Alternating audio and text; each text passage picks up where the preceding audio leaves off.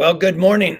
Welcome to Daily Focus. I had a great breakfast this morning with a bunch of people from our church on the first Tuesday of the month.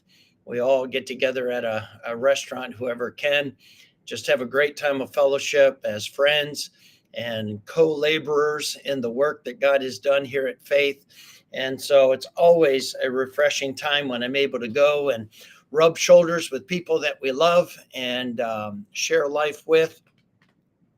And it's always good to eat.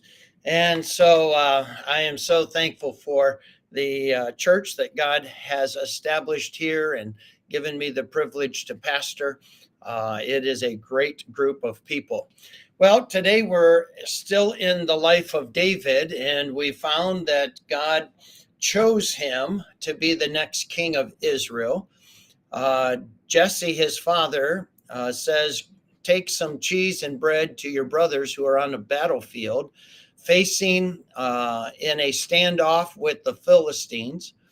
And as David arrives, a very familiar story, maybe one of the most familiar stories in all of the Bible, David and Goliath. He's there, and Goliath comes down and defies the armies and defies God and disrespects God and makes a claim. You know, if you can send somebody to fight me, if he beats me, then we'll be your slaves, and if I beat him, you become our slaves. And as soon as he starts hollering, everybody in the Israel army hides.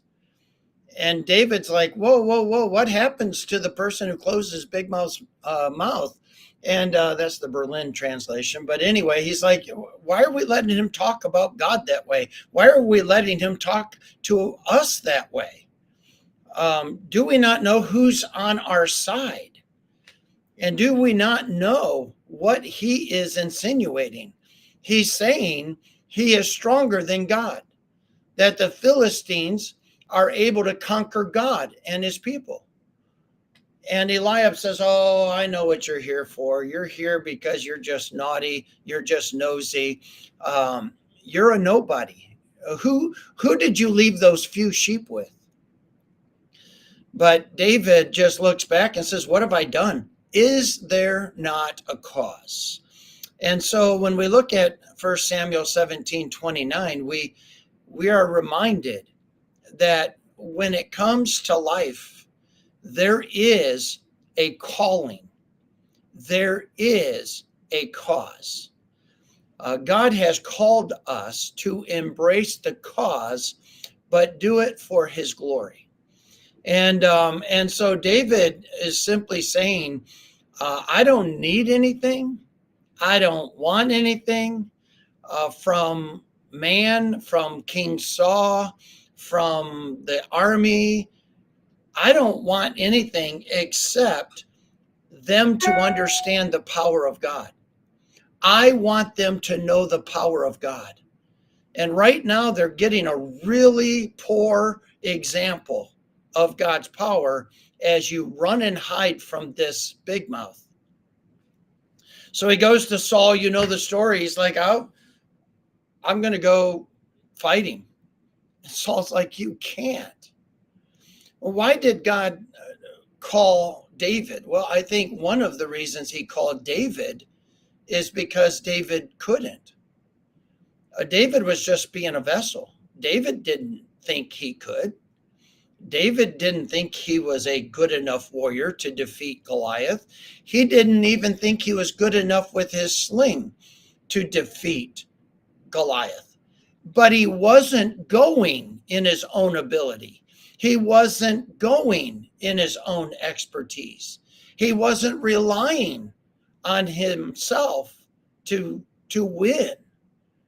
And that's never more evident than when he is on his way and Goliath belittles him by saying, what am I, a dog that you send a little boy and his stick? I will feed him to the birds.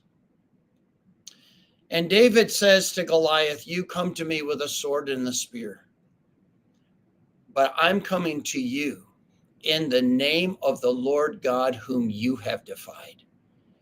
I'm not coming to you with a stick. I'm not coming to you with a slingshot. I'm not coming to you with just 5 smooth stones. I'm coming to you as a yielded vessel for the God of gods, the creator of the world, the giver of life, the one who stands supreme in the world. I'm coming to you in his name as a yielded vessel for him to use. And he's going to use me today. He's going to deliver you into my hand, and you're going to die. Not because of me, but because you defied the creator of the world.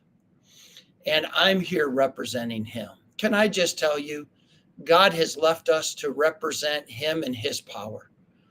We hijack opportunities to draw attention to ourselves.